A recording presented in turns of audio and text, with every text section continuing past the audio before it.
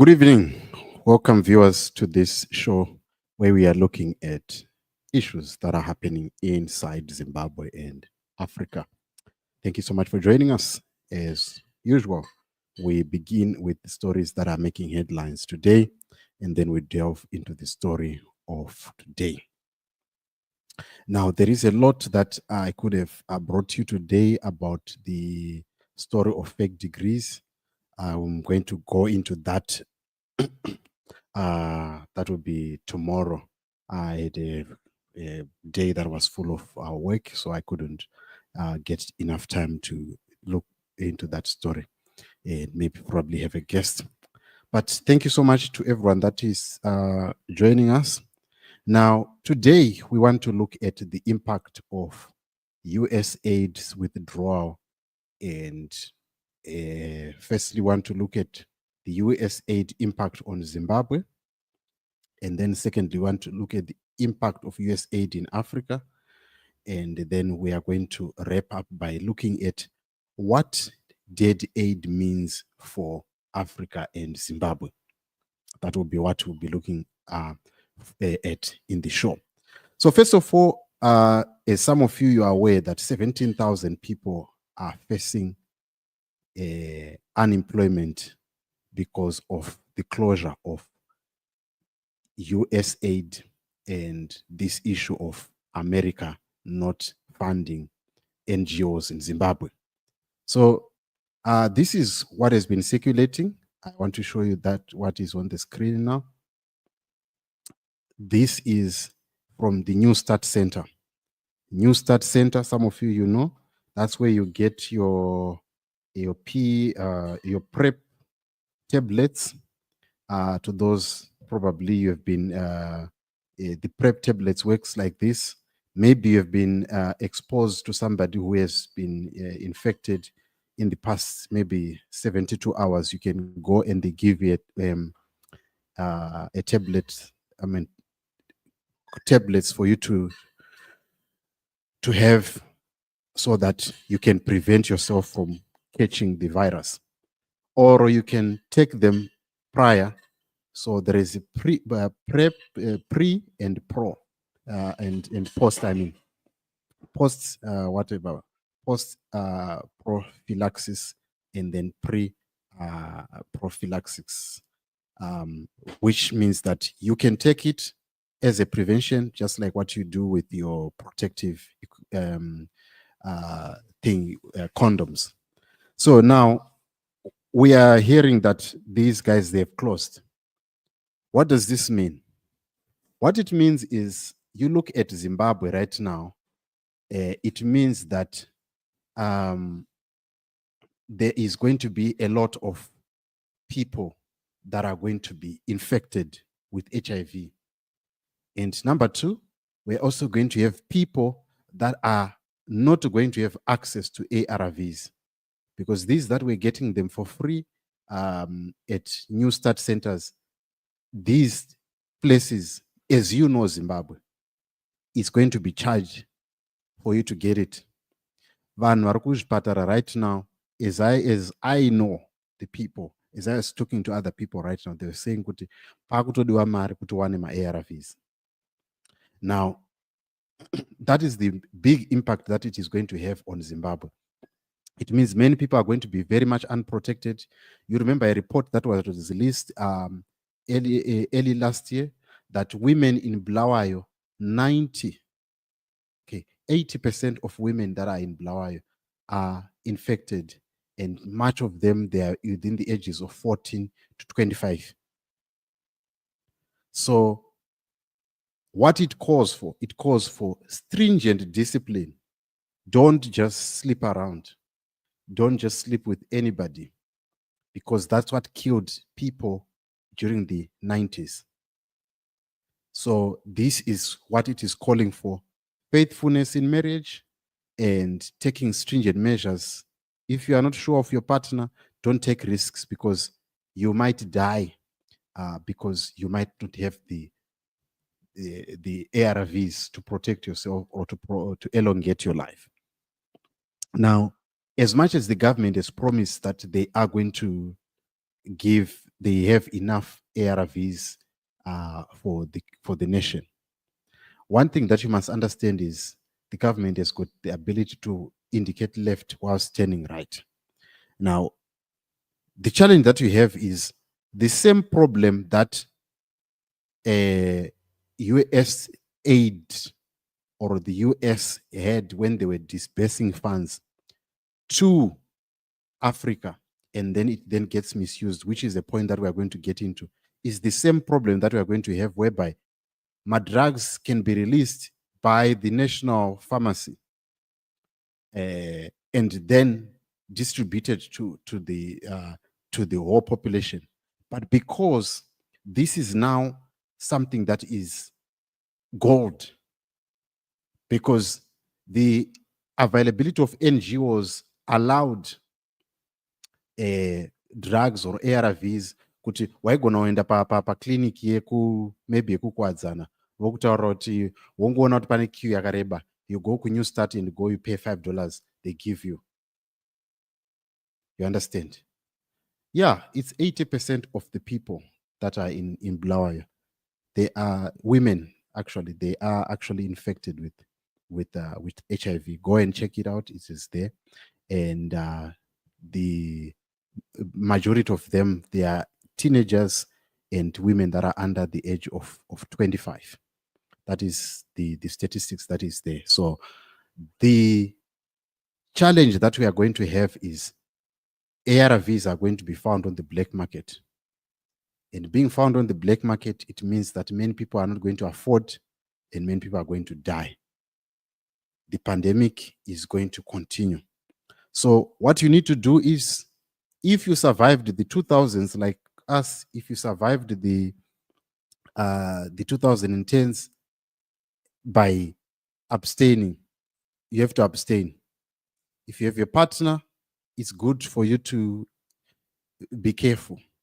Don't just trust. Nekuti mujolo in Zimbabwe is just a pandemic. Now, that is what the people of Zimbabwe need to do. So this is what is developing. This is the notice, what it says. Please note that New Start Center is temporarily closed. For those due for ARTs or PRP refills, please proceed to your nearest health facility for assistance. Thank you for understanding. That's what it says. I'm going to post it on our WhatsApp channel so that you can see what I'm talking about. Now let us look at the impact of the US aid, or why they have decided to cut funding. And some of the people are saying this is evil, but I want you to see the impact of US aid in our community or in our society. Let's look at these statistics. US aid, right? All over the world, media outlets and organizations had to halt some of their activities overnight. We have articles scheduled until the end of January, but after that, if we haven't found solutions, we won't be able to publish anymore, explains journalist. So USAID was sponsoring journalists, right? According to the USAID fact sheet, which has been since taken offline in 2023, the agency funded the training and support for 6,200 journalists, assisted 707 non-state news outlets, and supported 279 media sector civil society organizations dedicated to strengthening independent media.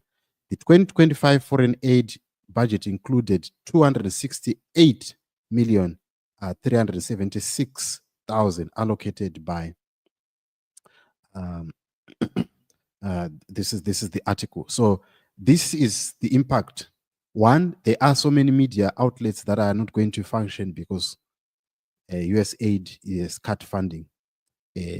Some of them, they are there in Zimbabwe. Some of them, they are across Africa. There are a lot of media outlets that were being sponsored by USAID. So what it means is that it hamstrung or it stopped, as much as media is an intensive, like right now, for me to be broadcasting like this, it needs money. I need money for data. I need money for us to have this equipment and everything. For me to do research, to be calling people, to have that time, that means that I need funding. And for media outlets, for them to operate, they needed, this is what USAID was doing. So many of these media outlets are going to close, and some of the people are going to be jobless. So it means that supporting independent journalism like us was very, very crucial, because it's very, very crucial. If you see us giving you this news, it's going to be very, very difficult for people to be having independent opinion, because some of the people that you thought they were independent, because they are now looking for other funders, they are going to be in the pockets of politicians, they're going to be in the pockets of individuals, and a whole lot more.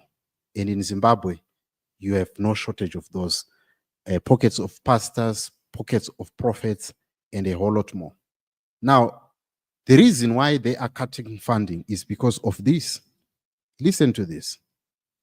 In Spain's USAID spending was recently found 2 million for Moroccan pottery classes, 2 million to promote tourism in Lebanon, 20 million for Sesame Street show in Iraq, sending Ukrainians to Paris week, 1.5 million for Dell in Serbia, 70,000 for Dell musical band in Ireland, 47,000 for transgender opera in Colombia, 32,000 for a transgender comic book in Peru, 2 million for sex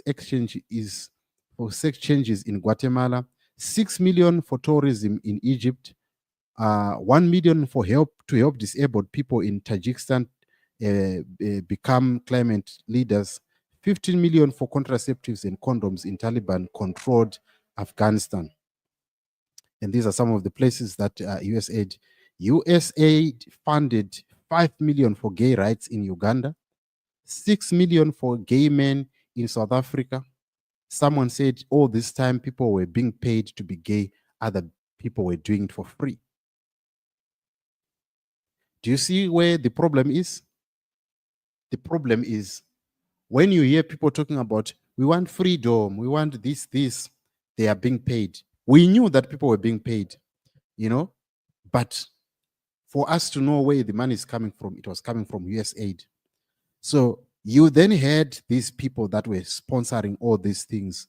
And I foresee all those people that we used to be vocal to say, we are feminist, we are trans chakadaro, we are this, we are this. Their funding is dried up and is going to dry. And you are going to see that these people, they have normal senses. This thing of saying we are woke, we are this is going to come to an end. And this, in other way, it is good, but in our country, because of the corruption that we have seen over the years, it is not good news. It is good news and it is bad news. It is good news in the fact that there are some orientation that was now being given to our children, and condoms were now everywhere, promoting promiscuity. In the 90s, when we grew up, this issue of condoms were not something that you could find anywhere. They were something that we knew growing up as kids. We could not just find condoms thrown everywhere. But nowadays, because condoms, they are everywhere, we were told back then when we were in school that AIDS inouraya.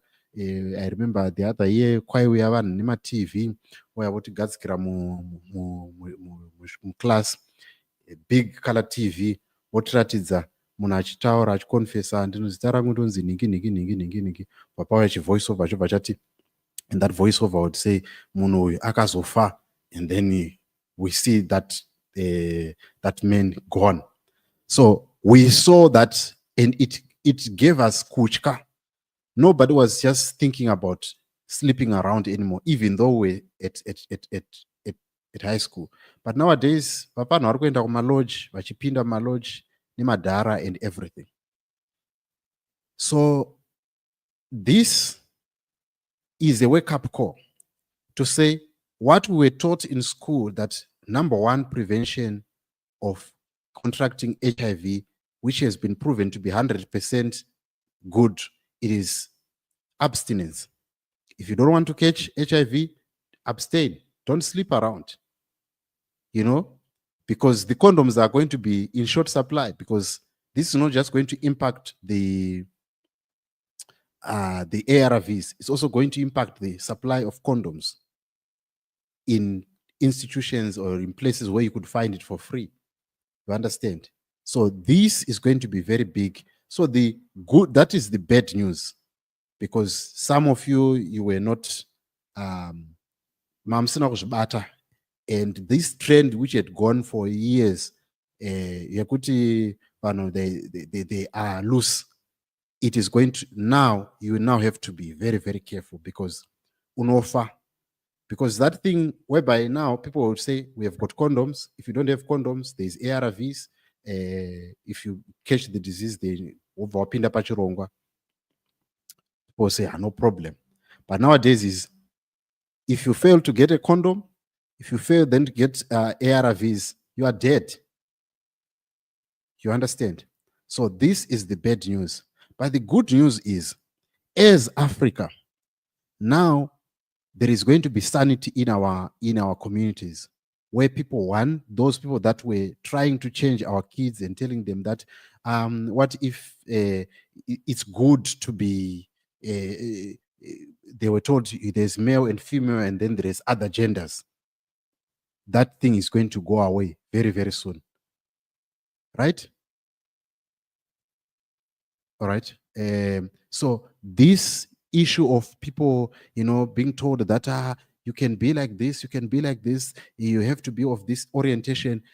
I would go into spaces, in Twitter spaces, and people would say, no, when you come into government, what are you going to do about the people of this? You understand?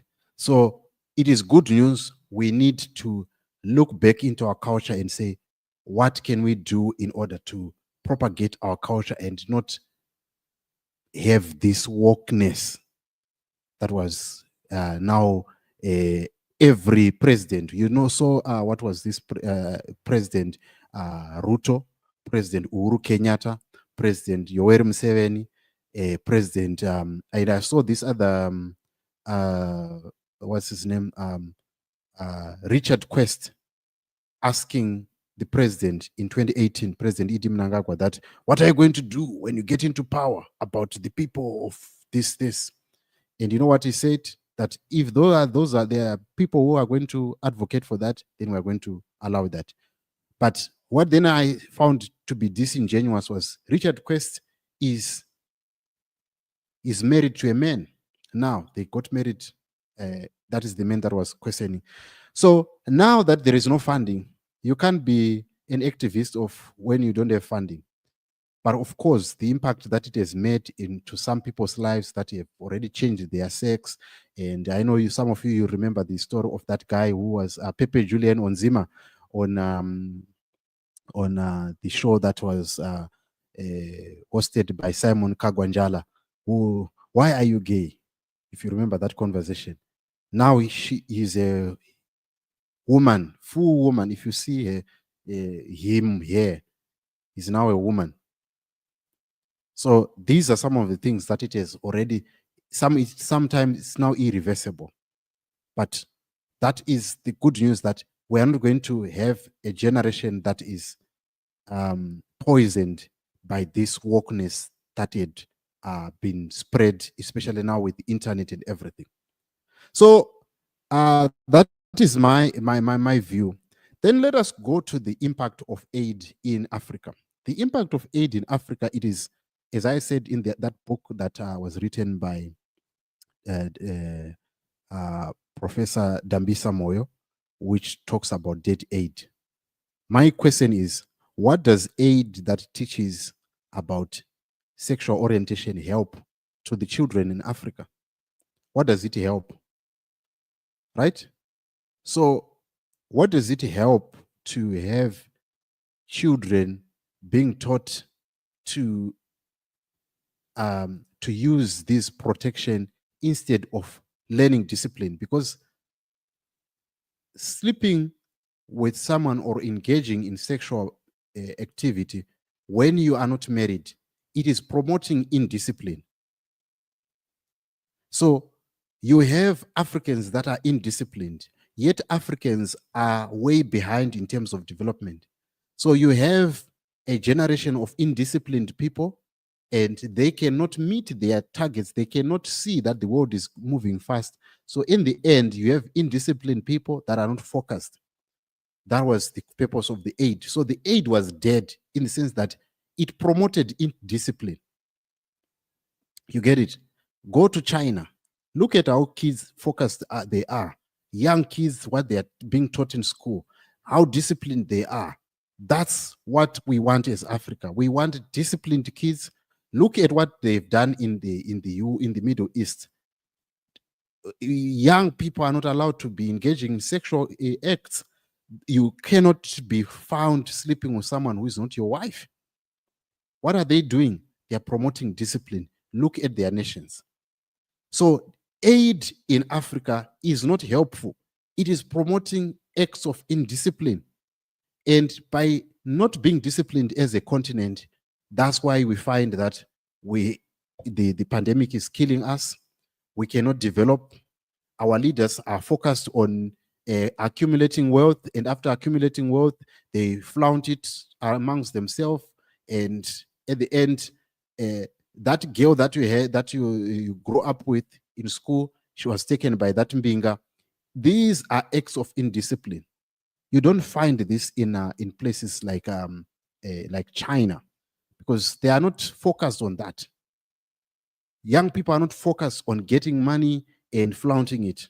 Young people are focused on making an impact to the world.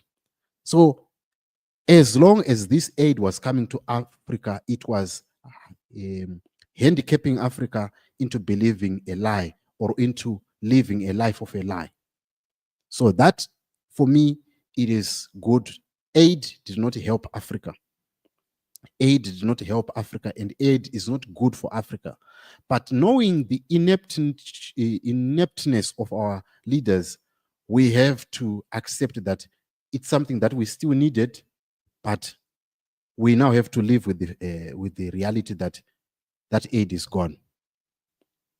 You know, so I'm seeing here another comment from Mufasa's daughter. Please do not misinform the public. Condoms have saved many lives and still very useful to prevent sexual transmitted disease, pregnancy, etc.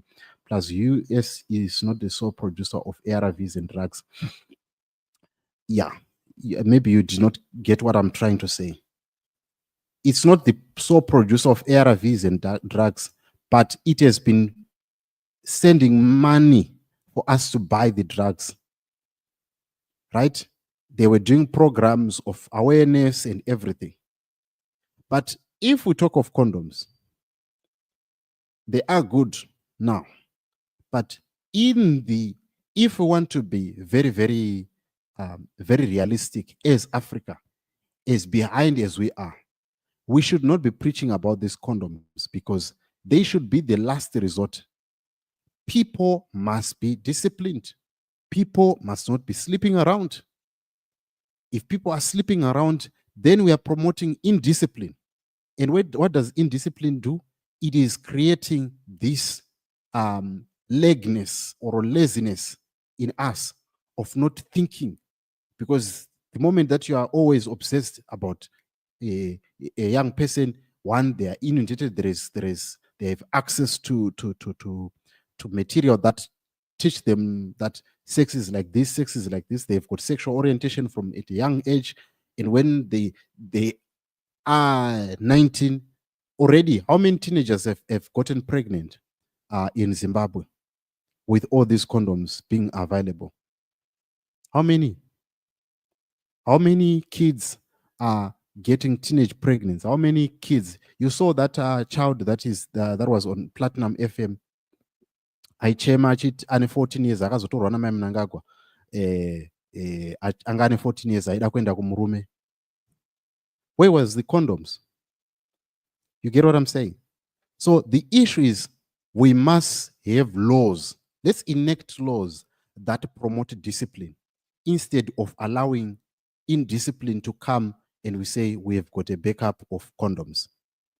I don't think that is a progressive way. And for the years that it has been allowed to be in Africa without enacting laws that prohibit men to be unfaithful, that prohibit men to just sleep around, then we are not going anywhere as Africa. That's my view. Let us look at those people that were once colonized by by these colonizers and how they've that are outside Africa. I gave you the Middle East and Asia, how they've transformed their economies. Go to Japan, go to South Korea, go to China, go to Singapore. Discipline in Singapore. I've been to Singapore in 2013, and I've seen that you don't just go around and pick up somebody and start to sleep with them without being married to them. The laws are very, very strict. There are no prostitutes in town. But if you've got prostitutes in town and they are everywhere, you are promoting people because murukufamba makayanika chikafu and you expect people not to kuti vasachinzwe kuchida. So these are the things that we need to stop. If Africa can be very, very disciplined, we can go far. And this aid should be a wake-up call to say, let us enact laws that promote discipline and progressive thinking, and also to teach our children from at a young age that they must abstain, they must be disciplined, and we change our curriculum. We don't do curriculum that fits the European or the Western narrative. We find curriculums that are that does not teach people to be employed, that teaches people to be innovative. Right? That's what it is. Look at the TikTok of China and the TikTok that we consume every day. Here in Africa, people have got TikTok of people dancing, shaking their bodies and everything, and pranks and all of that. In China, their TikTok is not all about, it's about innovating, finding ways of doing things. That's why they are leading the world. Africa, we have that capacity. We've got different kinds of weathers in Africa. We've got different we've got Africa that has got oil. We've got Africa that has got iron. We've got Africa that has got gold. We've got Africa that has got uranium. We've got Africa that is we've got different parts of Africa that can sustain Africa, that can make Africa to be a world wonder. So to me, as much as it is painful, but it will take Africans to look at this as an opportunity for them to reform their laws and to align their laws or their policies towards teaching people discipline instead of allowing this whole openness which is leading to one death. I understand that HIV right now worldwide is not the number one killer disease. Right now, the number one killer disease is it's heart problems, respiratory disease, or things like blood pressure and other stuff, followed by cancer, which killed more than 10 million people worldwide in 2023. So HIV is on the list, but it all comes back to the issue of policies. If we are to look at our policies, because of the aid that we've been receiving in terms of food, this does not push us to find ways of being innovative and get into agriculture that can sustain us. We've been relying on the food that is coming from overseas. And what does this food has? It has got glyphosate, it is poisonous, and we are being forced to import seeds that are not good for Africa. And in the end, we have a problem of Africa that is affected by these other diseases like cancer. So we have a bigger problem of one, relying on aid that is coming from overseas. We have not been able to negotiate deals based on what we can bargain. But because America will be saying, we are giving you aid, give us a good deal.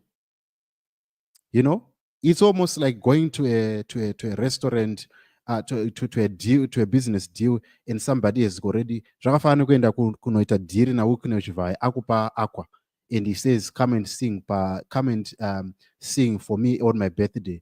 Do you think if you were your red card was, if your red card is 5,000 per night, do you think you're going to charge him if he has already given you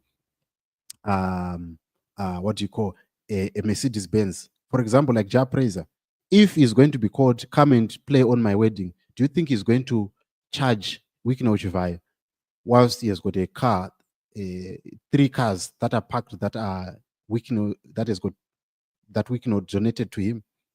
It's not possible.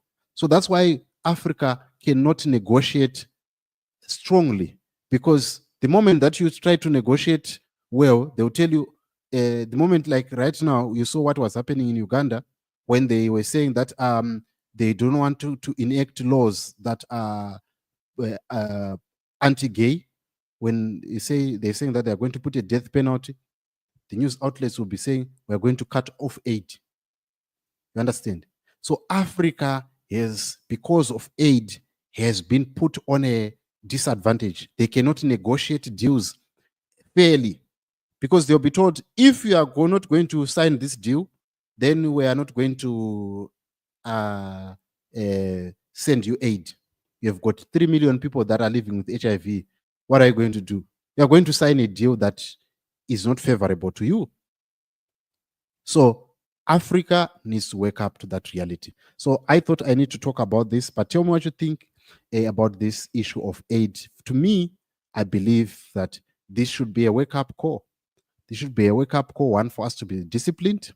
This should be a wake-up call for us to look for alternatives, to look at laws that have been governing our country, and definitely to shun anything that tries to, because some of these things, orientation, what, it is just there to distract us. Children are no longer focused on development because somebody is focused on becoming a man when she's a woman. Somebody is focused on sleeping with other men when they are men. They are supposed to get married. Is that person going to think about innovation? They're not going to be thinking about innovation. They are going to be thinking about changing their sex, changing their hormones. So these are the things that are making Africa to be to be going backwards instead of going forward. So it's good that we have this aid removed. It will make Africa to negotiate deals better, in a position whereby they'll say, we are not, if you don't want to take our gold at $2,000 per ounce, then good riddance, we are going to sell them to Dubai. Dubai is going to buy them at 3,000. UAE is going to buy them at 3,000. China is going to buy them at 3,000. And then you say, okay, screw you. But because you have got bilateral relations, and these bilateral relations, they involve these issues of aid that was going on.